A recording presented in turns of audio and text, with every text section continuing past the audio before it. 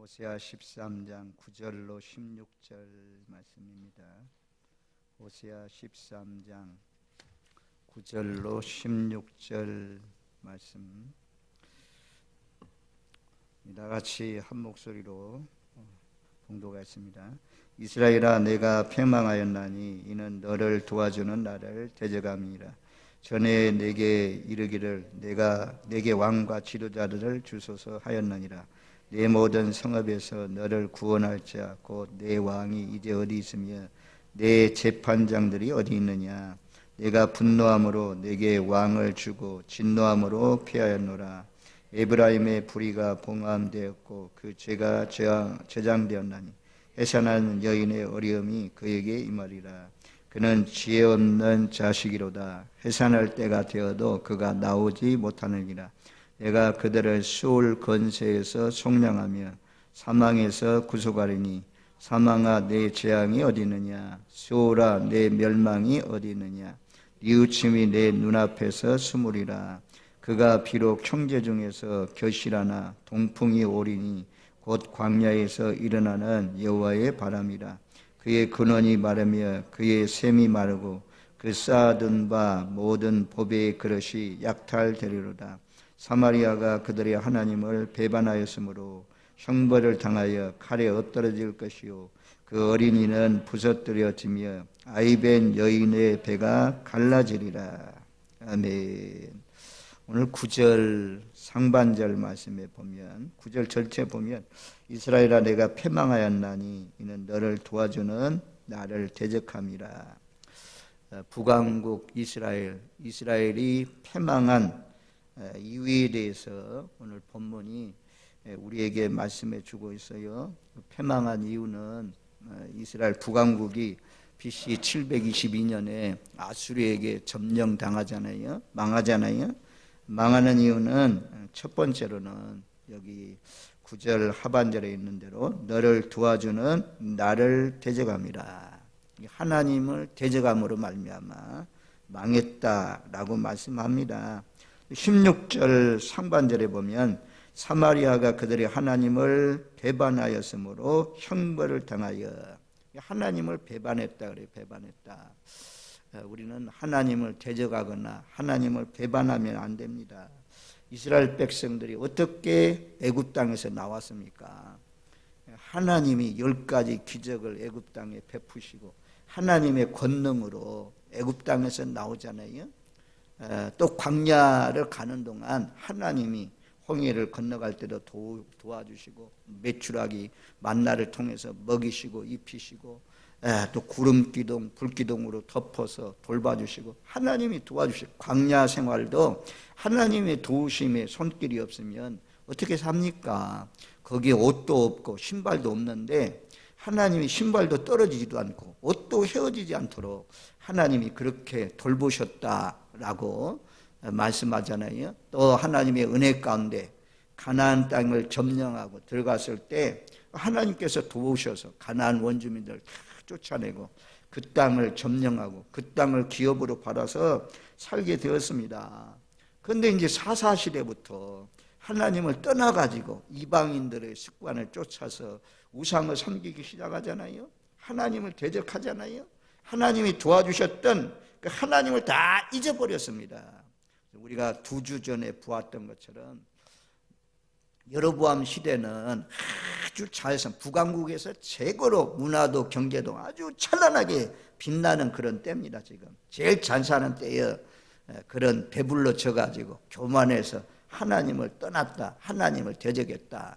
그런데 우리도 지금 우리나라가 잘 살게 되었잖아요. 잘 살수록 더 엎드러지고 더 겸손해서 하나님이 해주셨습니다. 하나님께 영광 돌리면서 날마다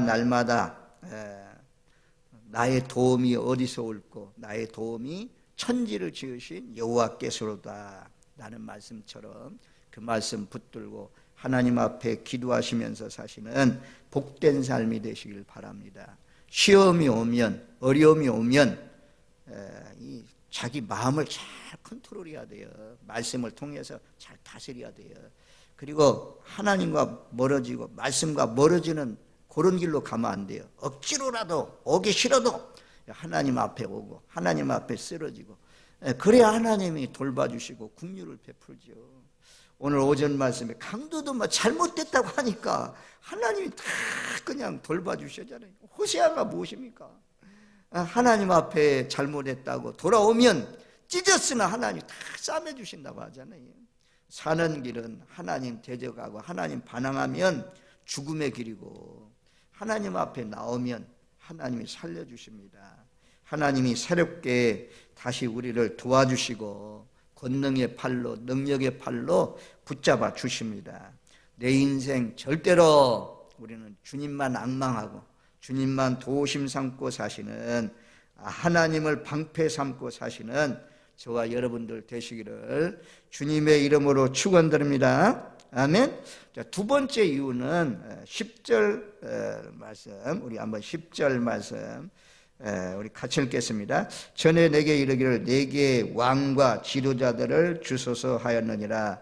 내 모든 성읍에서 너를 구원할 자 곧 내 왕이 이제 어디 있으며 내 재판장들이 어디 있느냐. 내게 왕과 지도자들을 주소서. 우리가 사사시대에 특별히 이제 사무엘이 등장하고, 사무엘의 자녀들은 사무엘처럼 올바르지 못하고 정의롭지 못하고, 그래서 그 시대의 사람들이 왕을 구하잖아요. 우리도 열방의 나라들처럼 왕을 주세요, 왕을 주세요. 지금까지는 하나님이 다스리겠다는 것입니다. 하나님이 너의 왕이라는 것입니다. 그러니까 이제는 하나님 직접 다스리지 마세요. 우리에게도 왕을 주세요. 타락한 소리입니다. 타락한 소리. 내게 왕과 지도자를 주세요. 하나님의 통치, 하나님의 간섭, 하나님의 인도하심 받고 살아야 되는데, 사사시대에 딱 말씀이 있잖아요. 그 시대에 왕이 없으므로 자기들의 소견에 옳은 대로 행하였더라.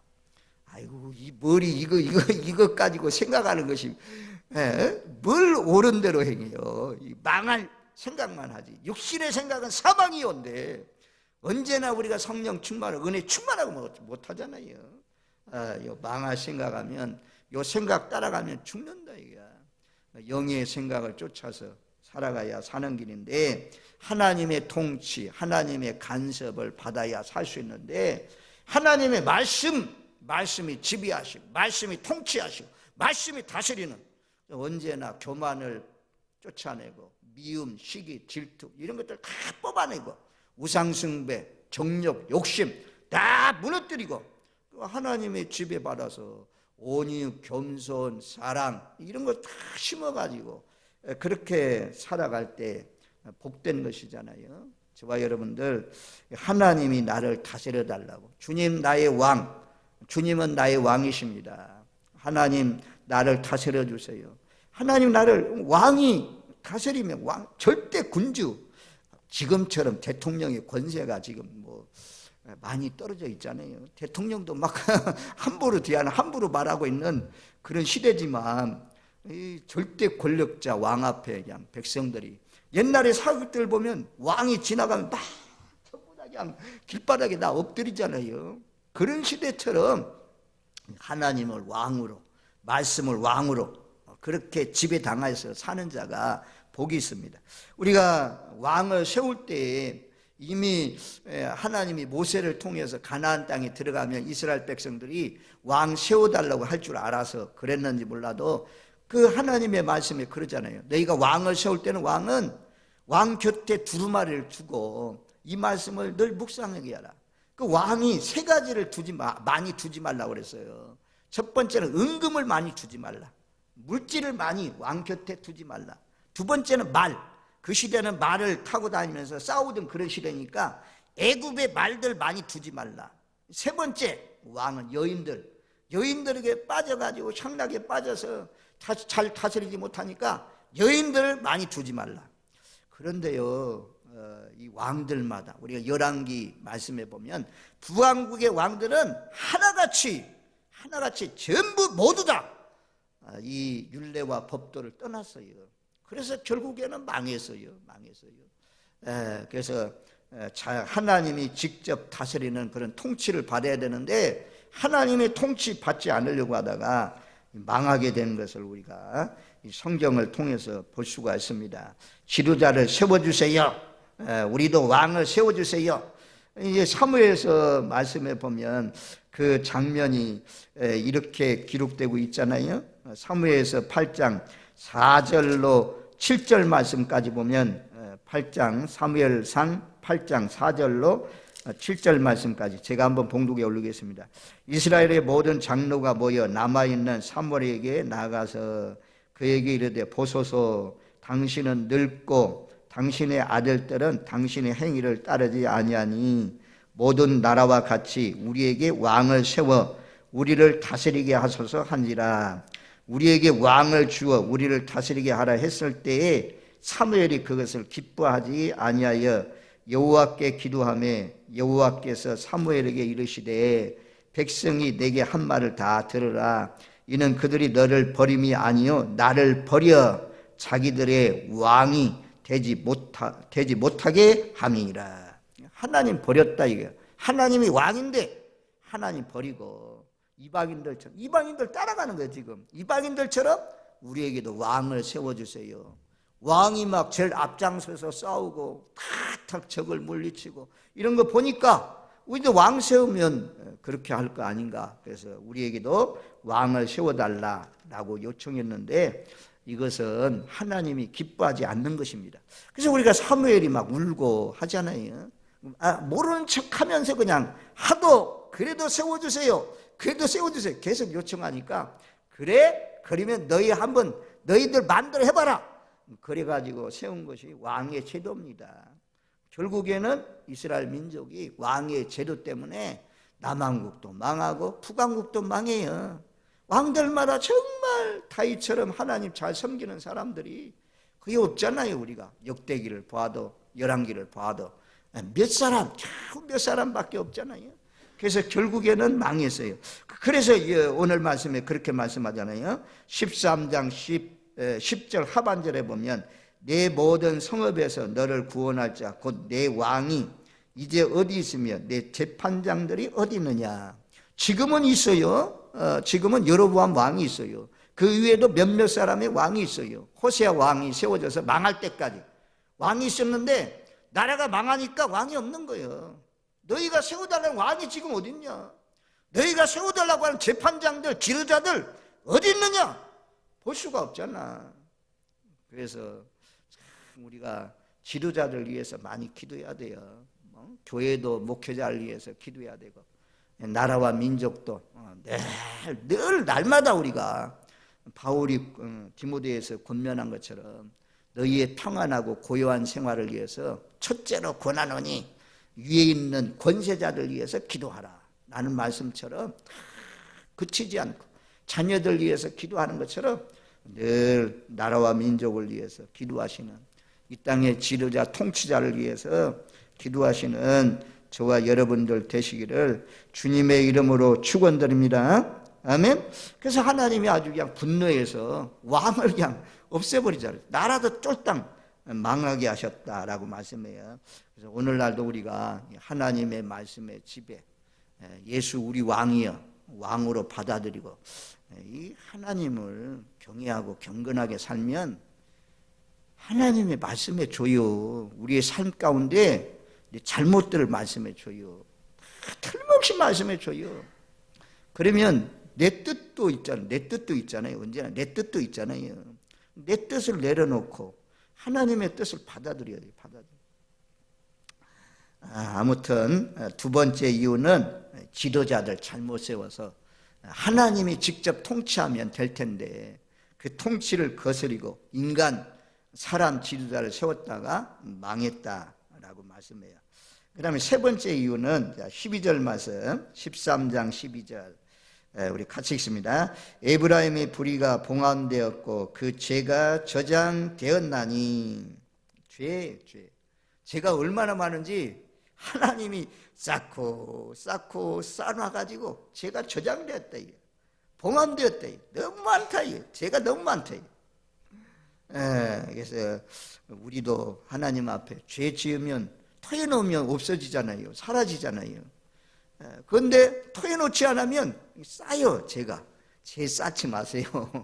재 쌓으면 나중에는 심판이 임해요. 하나님이 기다리고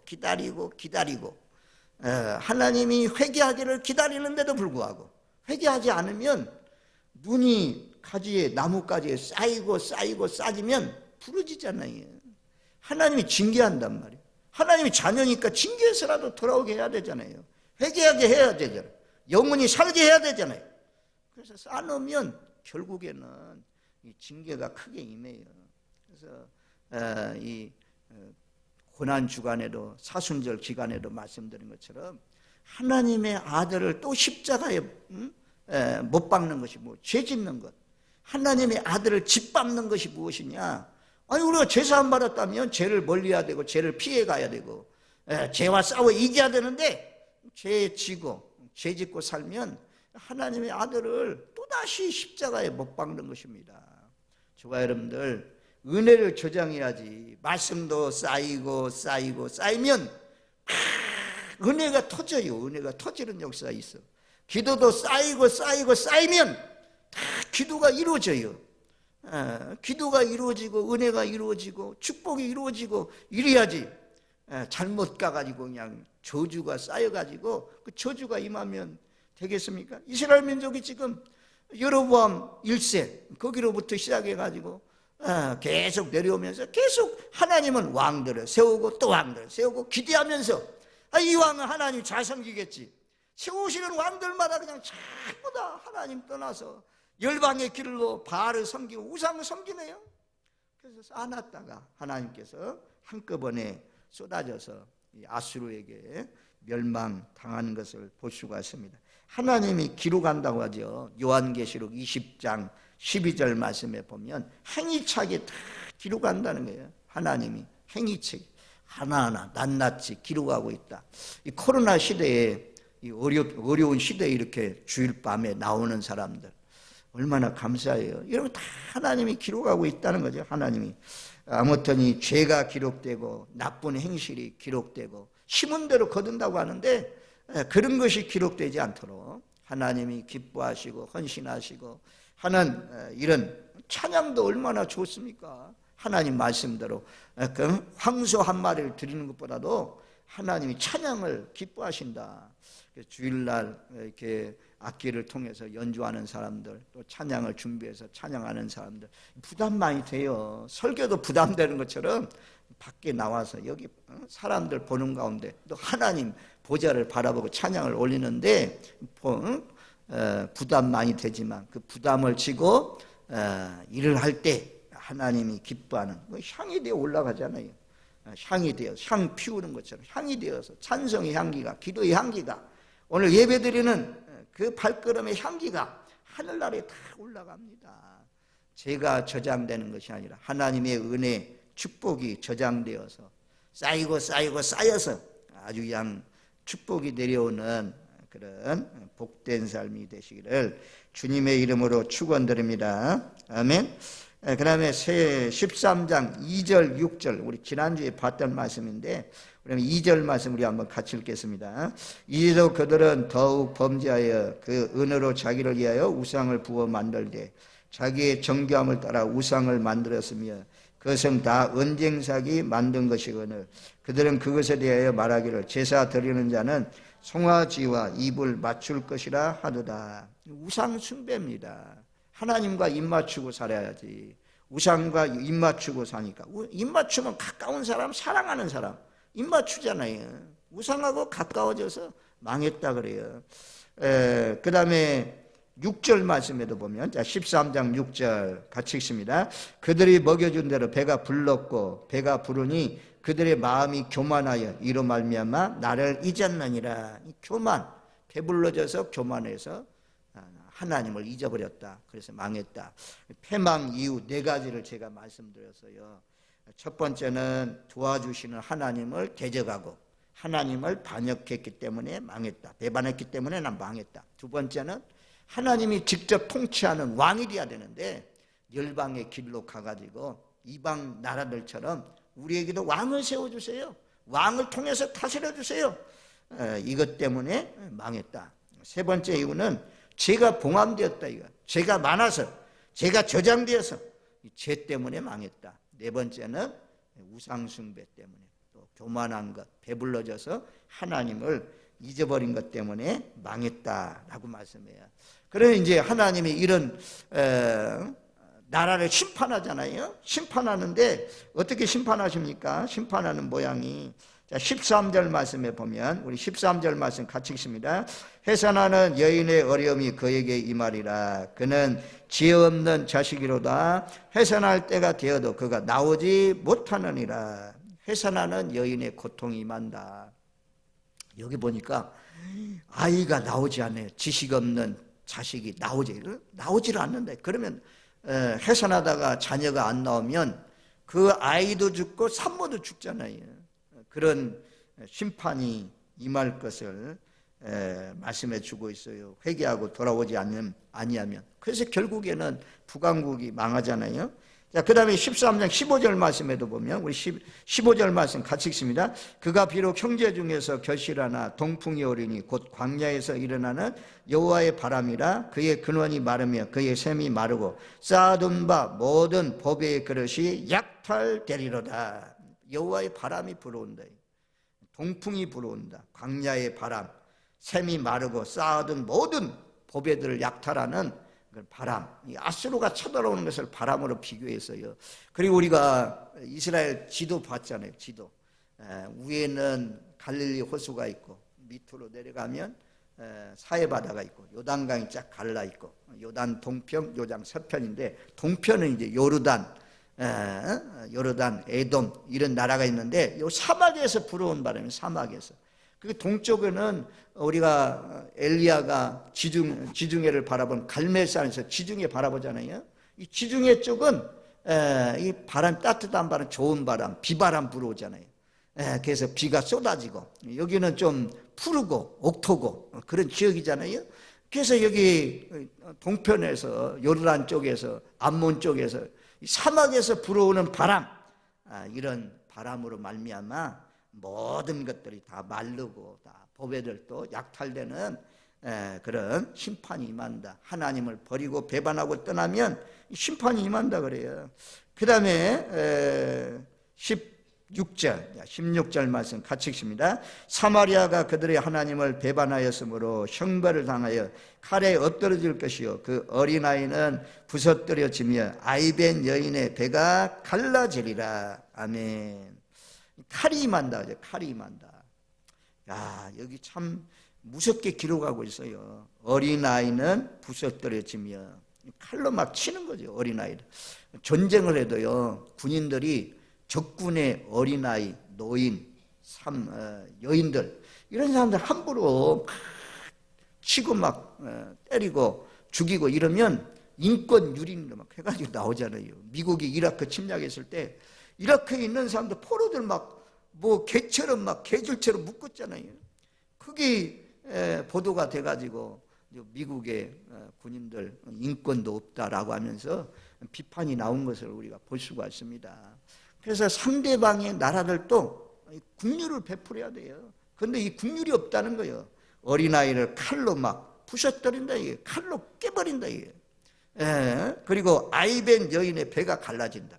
임산부, 오늘날 서울에 가서 지하철을 타면 전부 다 그냥 임산부 앉는 자리가 있어요. 주차장도 가니까 청도에도 있는 것 같아. 임산부 다 주차장이 있잖아요. 주차장. 그만큼 임산부는 참 귀하다 이거야. 환자 아닌 환자가 임산부다 이거야. 그런데 하나님이 얼마나 이스라엘 백성들이 아주 그냥 하나님 앞에 잘못했는지 하나님이 분노하고 진노해가지고 임산부의 배도 갈라진다. 배도 갈라지는 이런 심판이 임한다 그러잖아요. 우리가 오늘날 이런 심판이 임하면 안 되잖아요. 우리 한국교회가 사실은 이제 정치인들에게 모든 것이 달려있는 것이 아니에요. 예수 믿는 사람들이 어떻게 하느냐에 달려있어요. 예수 믿는 사람들이 이런 코로나 때도 계속해서 경건하게 살면서 구별되게 살면서 하나님 굳게 의지하고 살면 하나님이 이 나라의 정치를 딱 붙들어줘요. 나라를 평안하도록 딱 경제도 다 경제인들도 딱 붙들어줘 가지고 잘 되게 해줘요. 그런데 그냥 이런 때, 야, 코로나 오니까 교회도 막 등지고 자꾸 그냥 멀어지고 이러면, 너희들 야 지금 기도할 때인데, 환난의 때 지금 하나님 앞에 가까이 나올 때인데 하나님이 시험하고 있는데 너희 하나님과 멀어지냐? 그래. 그러면서 하나님이 더 이 코로나가 더 오래 갈 수 있어요. 지금 뭐 11월 달 되면 백신 치료가 안정될 것이다 그런데, 아이고 이거 백신 치료 이제 100만 조금 넘었나 그런다고 하잖아요.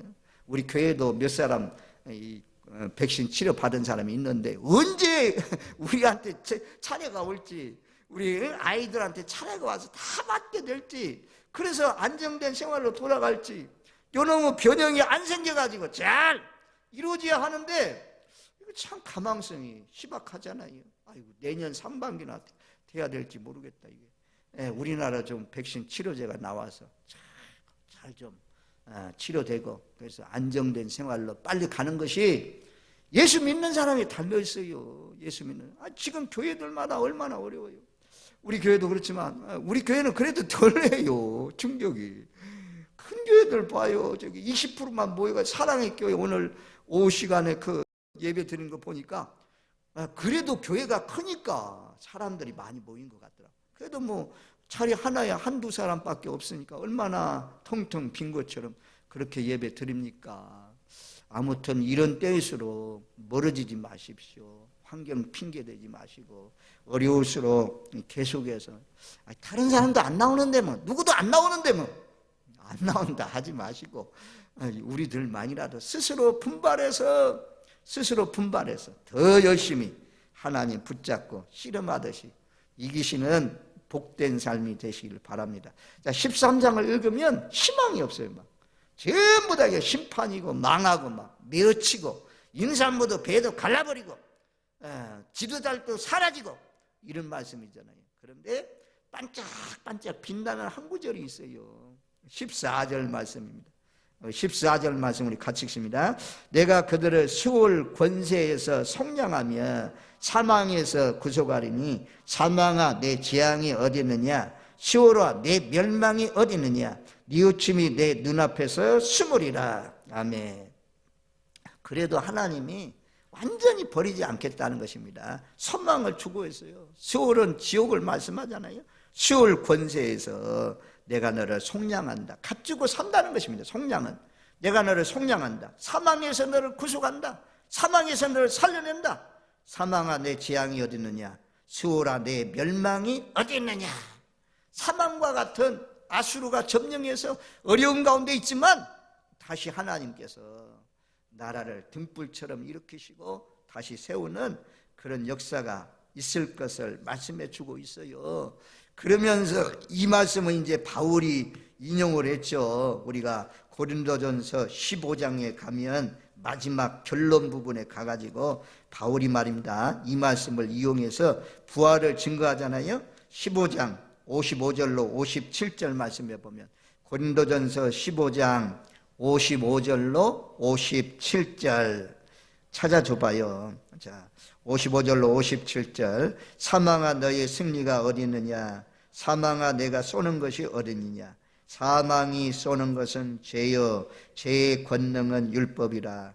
우리 주 예수 그리스도로 말미암아 우리에게 이김을 주시는 하나님께 감사하노니. 아멘. 사망아 너의 쏘는 것이 어디 있냐, 사망아 너의 승리가 어디 있냐. 예수님이 사망도 이기셨잖아요. 사망에서 우리를 건지셨잖아요. 사망, 죄, 율법 이런 것을 우리를 사망으로 끌어가는 놈이에요. 그런데 예수를 통해서 여기에서 해방되었다. 죽음을 이기시고 승리하셨다라고 말씀해요. 그래서 가장 어두운 그런 가장 어두운 절망의 때 14절 말씀이 있다는 거죠. 14절 말씀. 그래서 우리가 메시아의 예언을 한 그런 부분, 구약 말씀에 보면 메시아의 예언 부분이 많이 나오잖아요. 가장 어려울 때, 가장 힘들 때, 그때 메시아의 예언에 대해서 많이 말씀하고 있습니다. 예수님은 하여튼 사망도 이기신 분인데, 죽음도 이기시고 승리하신 분인데, 너희 나라도 다시 속량하시고 구속하시고 돌아오게 될 것을 약속해 주고 있습니다. 저와 여러분들 오늘 말씀을 기억하십시오. 하나님을 대적하거나 또 하나님 통치를 거절하거나 또 죄를 연거푸 지어서 죄가 쌓여지거나 또 우상 숭배 또 배불러져서 교만해지거나 이러면 하나님이 치시고 망한다, 메어침을 당한다, 동풍이 불어오고 여호와의 바람이 불러와서 모아놓은 거 다 날아간다, 쌓아놓은 보배들 다 날아간다 라는 사실을 기억하면서 늘 사망 권세를 이기시고 부활하신 그 하나님을 의지하고 그 하나님을 기쁘시게 하면서 살아가시는 저와 여러분들 되시기를 주님의 이름으로 축원드립니다. 아멘. 그리고 이제 넘어가면 14장이잖아요. 호세아 14장은 정말 구절구절이 좋은 말씀. 이같이 좋은 말씀이 없어요. 너무너무 좋은 말씀이 많아요. 성경에 보면 다니엘서 12장, 또 이사야 65장, 66장, 스가랴 14장, 요한계시록 21장, 22장, 또 복음서의 결론 부분들 전부 다 좋은 말씀이 있어요. 좋은 말씀. 하나님 믿는 것은, 예수님 믿는 것은 모두 다 해피엔딩으로 끝나요. 하나님 나라 들어가면 얼마나 좋은 것입니까? 끝까지 잘 믿으셔서 끝까지 겸손하게 주님과 함께 동행해서 우리 모두 다 다음 주부터 볼 14장의 축복이 저와 여러분들 가정에, 개인에게, 또 우리 교회, 이 나라 이 민족에게 임하시기를 주님의 이름으로 축원드립니다. 아멘.